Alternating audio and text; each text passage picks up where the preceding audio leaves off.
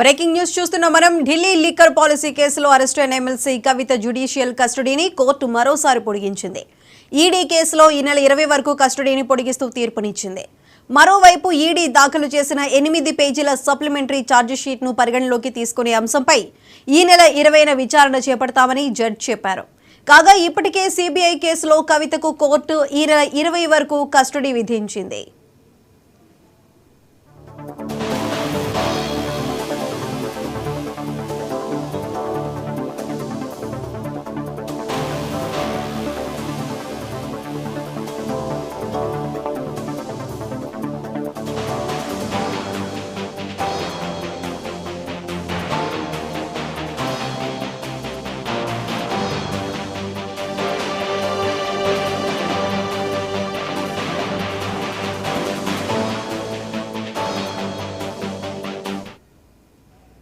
Delhi liquor policy కేసులో arrest అయిన MLC కవిత judicial కస్టడీని court మరోసారి పొడిగించింది.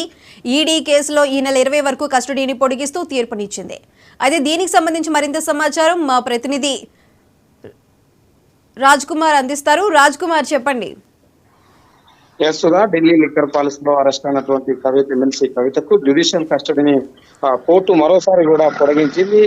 ఈడీ కేసులో ఈ నెల 20 వరకు కూడా కస్టడీని పొడిగిస్తూ తీర్పునివ్వడం జరిగింది. ఇప్పటికే సిబిఐ కేసులో ఆమెకు కోర్టు ఈ నెల 20 వరకు కూడా కస్టడీ విధించిన నేపథ్యంలో ఇప్పుడు మరోసారి ఈడీ కేసులో సంబంధించినటువంటి 20 వరకు మాత్రం పొడిగించడం జరిగింది. తీర్పు అంటే బెయిల్ పిటిషన్ పై కూడా మా వాదనలు విన్నా కూడా దీనికి సంబంధించి ఎట్టి పరిస్థితుల్లో బెయిల్ రాలేదు. దీనికి సంబంధించి ఇప్పటికే ఈడీ దానికి సంబంధించి గట్టిగా కూడా వాదించడం జరిగింది. ఒక 8,000 పేజీల సప్లిమెంటరీ ఛార్జ్ షీట్ దాఖలు చేయడం జరిగింది. ఈడీ దానికి సంబంధించి ఛార్జ్ షీట్ పరిగణలోకి తీసుకున్న కోర్టు మే 20 వరకు కూడా విచారణ మరోసారి కూడా పొడిగించడం జరిగింది. ఇప్పుడు కవితను మాత్రం ఏదైతే రౌజ్ అవెన్యూ కోర్టు వర్చువల్ గా కూడా అధికారులు హాజరుపరచడం జరిగింది. ఈ యొక్క ఈడీ వాదనలు విన్న నేపథ్యంలో ఈ నెల 20వ తారీఖు వరకు కూడా కవితది ఏదైతే పొడిగించడం జరిగింది. Thank you.